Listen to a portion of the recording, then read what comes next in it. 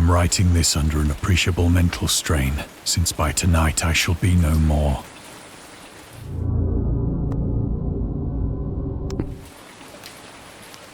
Penniless, and at the end of my supply of the drug which alone makes life endurable, I can bear the torture no longer, and shall cast myself from this garret window into the squalid street below. Do not think from my slavery to morphine that I am a weakling or a degenerate. When you have read these hastily scrawled pages, you may guess, though never fully realize, why it is that I must have forgetfulness or death.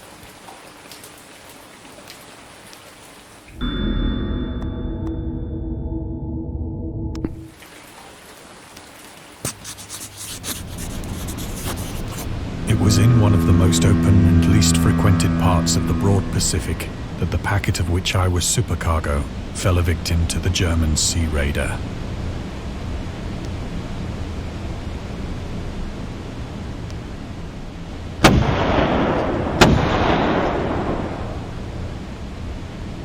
The Great War was then at its very beginning, and the ocean forces of the Hun had not completely sunk to their later degradation, so that our vessel was made a legitimate prize, whilst we of her crew were treated with all the fairness and consideration due us as naval prisoners.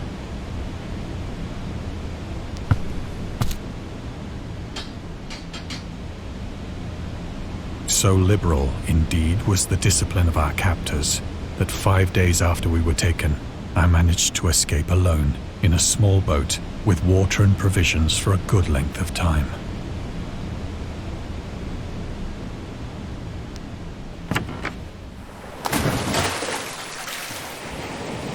When I finally found myself adrift and free, I had but little idea of my surroundings. Never a competent navigator, I could only guess vaguely by the sun and stars that I was somewhat south of the equator. Of the longitude, I knew nothing, and no island or coastline was in sight.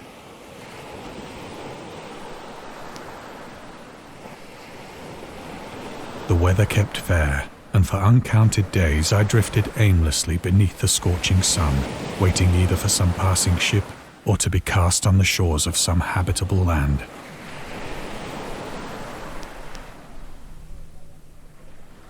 But neither ship nor land appeared, and I began to despair in my solitude upon the heaving vastness of unbroken blue.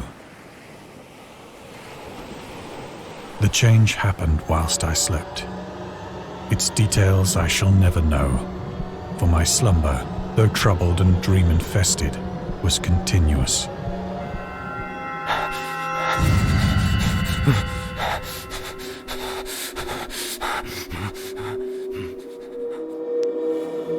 When at last I awoke, it was to discover myself half sucked into a slimy expanse of hellish black mire, which extended about me in monotonous undulations as far as I could see, and in which my boat lay grounded some distance away. Though one might well imagine that my first sensation would be of wonder at so prodigious and unexpected a transformation of scenery, I was in reality more horrified than astonished. For there was in the air, and in the rotting soil, a sinister quality which chilled me to the very core. The region was putrid with the carcasses of decaying fish, and of other less describable things which I saw protruding from the nasty mud of the unending plain. Perhaps I should not hope to convey in mere words the unutterable hideousness that can dwell in absolute silence and barren immensity. There was nothing within hearing, and nothing in sight save a vast reach of black slime. Yet the very completeness of the stillness and the homogeneity of the landscape oppressed me with a nauseating fear. The sun was blazing down from a sky which seemed to me almost black in its cloudless cruelty, as though reflecting the inky marsh beneath my feet.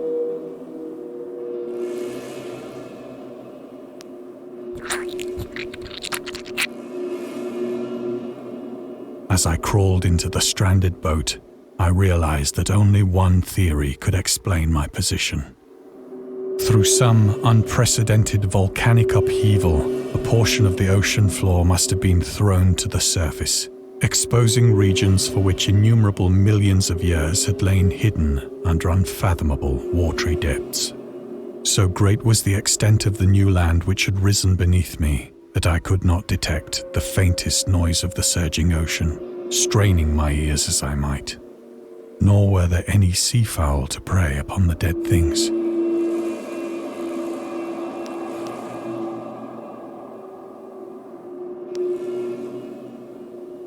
For several hours I sat thinking or brooding in the boat, which lay upon its side and afforded a slight shade as the sun moved across the heavens. As the day progressed, the ground lost some of its stickiness and seemed likely to dry sufficiently for traveling purposes in a short time. That night I slept but little, and the next day I made for myself a pack containing food and water, preparatory to an overland journey in search of the vanished sea and possible rescue.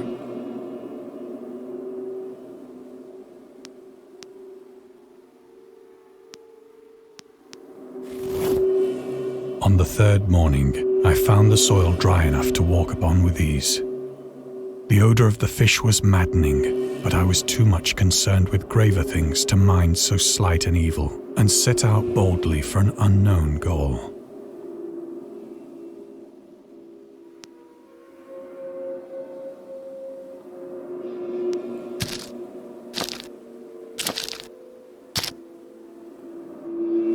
All day I forged steadily westward, guided by a faraway hummock which rose higher than any other elevation on the rolling desert.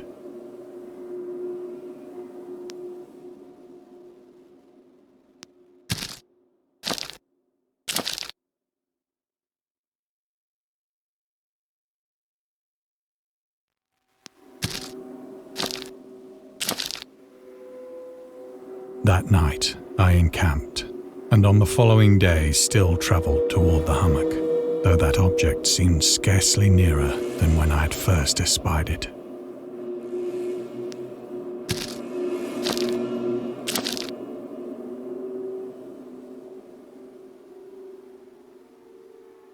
By the fourth evening, I attained the base of the mound, which turned out to be much higher than it had appeared from a distance, an intervening valley setting it out in sharper relief from the general surface. Too weary to ascend, I slept in the shadow of the hill. I know not why my dreams were so wild that night, but ere the waning and fantastically gibbous moon had risen far above the eastern plain, I was awake in a cold perspiration, determined to sleep no more. Such visions as I had experienced were too much for me to endure again, and in the glow of the moon I saw how unwise I had been to travel by day. Without the glare of the parching sun, my journey would have cost me less energy.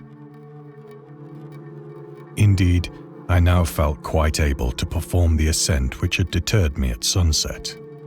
Picking up my pack, I started for the crest of the eminence.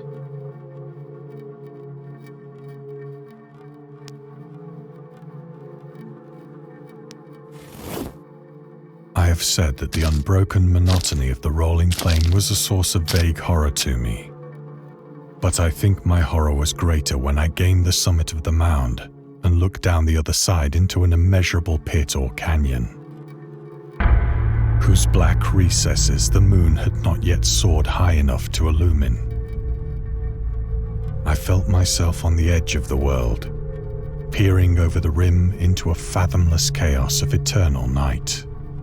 Through my terror ran curious reminiscences of Paradise Lost, and of Satan's hideous climb through the unfashioned realms of darkness. As the moon climbed higher in the sky, I began to see that the slopes of the valley were not quite so perpendicular as I had imagined.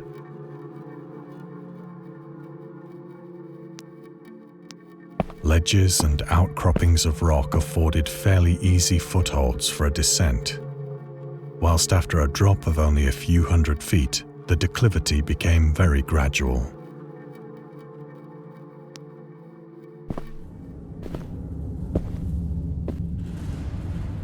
Urged on by an impulse which I cannot definitely analyze, I scrambled with difficulty down the rocks and stood on the gentler slope beneath, gazing into the Stygian deeps where no light had yet penetrated.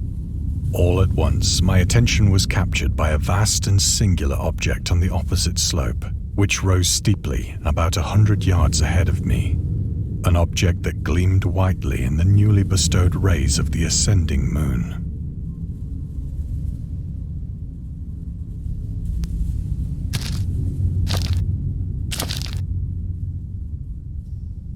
That it was merely a gigantic piece of stone, I soon assured myself. But I was conscious of a distinct impression that its contour and position were not altogether the work of nature. A closer scrutiny filled me with sensations I cannot express.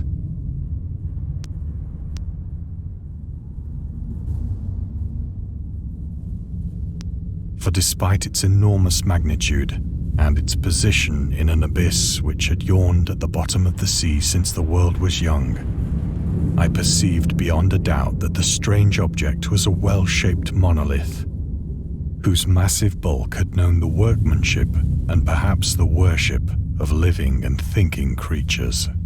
Dazed and frightened, yet not without a certain thrill of the scientist's or archaeologist's delight, I examined my surroundings more closely.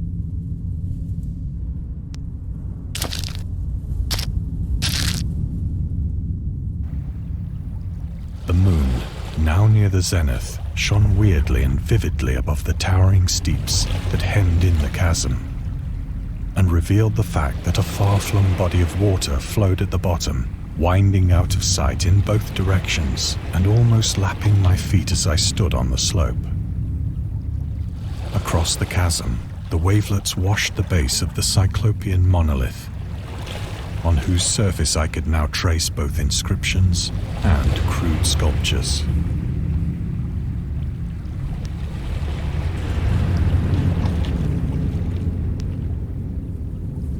The writing was in a system of hieroglyphics unknown to me and unlike anything I'd ever seen in books, consisting for the most part of conventionalized aquatic symbols such as fishes, eels, octopi, crustaceans, mollusks, whales, and the like.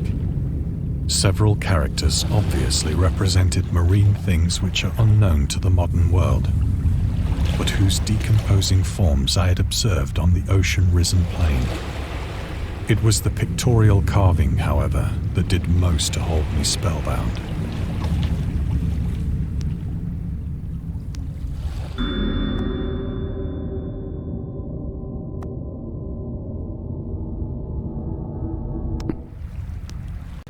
Plainly visible across the intervening water, on account of their enormous size, were an array of bas-reliefs whose subjects would have excited the envy of a Doré.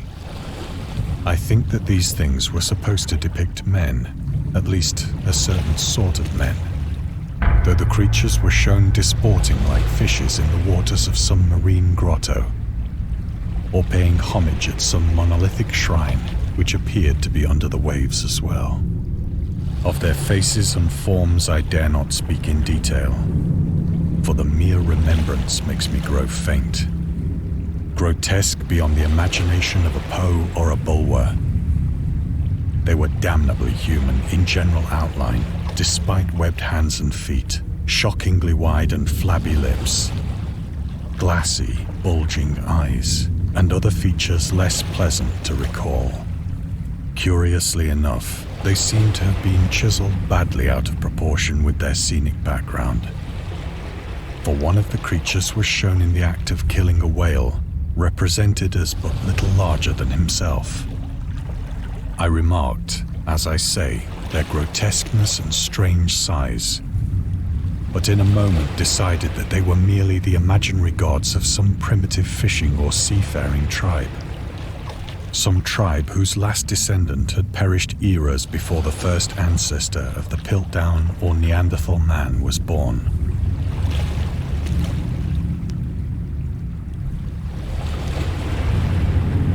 Awestruck at this unexpected glimpse into a past beyond the conception of the most daring anthropologist, I stood musing whilst the moon cast queer reflections on the silent channel before me. Then, suddenly, I saw it. With only a slight churning to mark its rise to the surface, the thing slid into view above the dark waters. Fiend-like and loathsome, it darted like a stupendous monster of nightmares to the monolith, about which it flung its gigantic scaly arms, the while it bowed its hideous head and gave vent to certain measured sounds. I think I went mad then. Of my frantic ascent of the slope and cliff, and of my delirious journey back to the stranded boat, I remember little.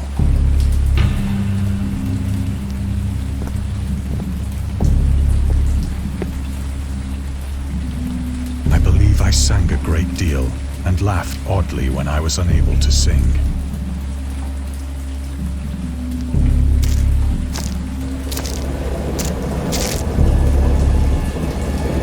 I have indistinct recollections of a great storm sometime after I reached the boat. At any rate, I know that I heard pearls of thunder and other tones which nature utters only in her wildest moods.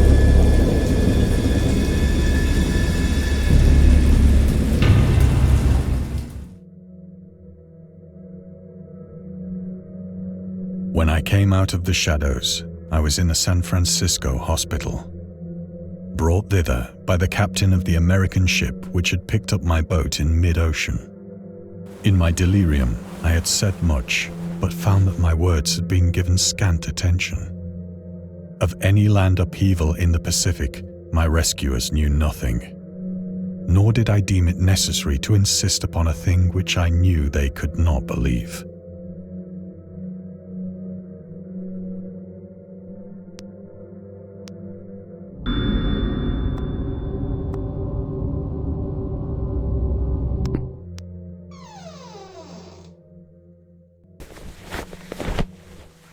Once I sought out a celebrated ethnologist and amused him with peculiar questions regarding the ancient Philistine legend of Dagon, the fish god.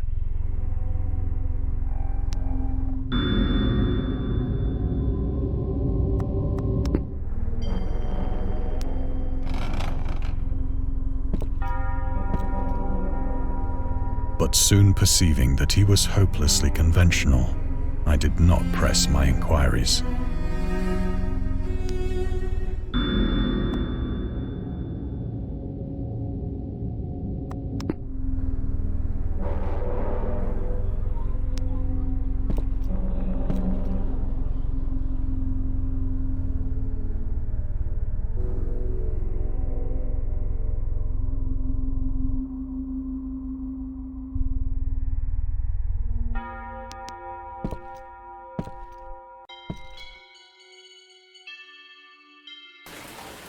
It is at night, especially when the moon is gibbous and waning, that I see the thing. I tried morphine, but the drug has given only transient surcease and has drawn me into its clutches as a hopeless slave. So now I am to end it all, having written a full account for the information or the contemptuous amusement of my fellow men.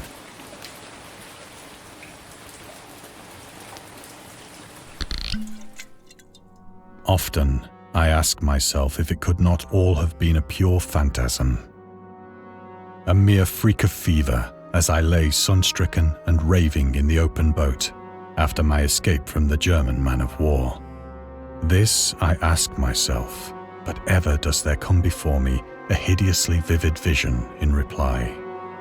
I cannot think of the deep sea without shuddering at the nameless things that may at this very moment be crawling and floundering on its slimy bed, worshipping their ancient stone idols and carving their own detestable likenesses on submarine obelisks of water-soaked granite. I dream of a day when they may rise above the billows to drag down into their reeking talons the remnants of puny, war-exhausted mankind. Of a day when the land shall sink and the dark ocean shall ascend amidst universal pandemonium.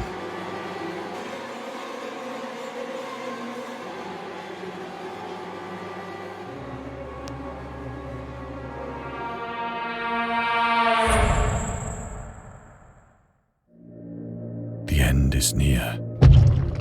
I hear a noise at the door, as of some immense slippery body lumbering against it. It shall not find me.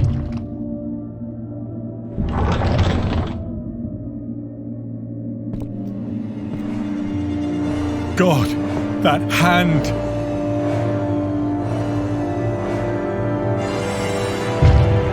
The window! The window!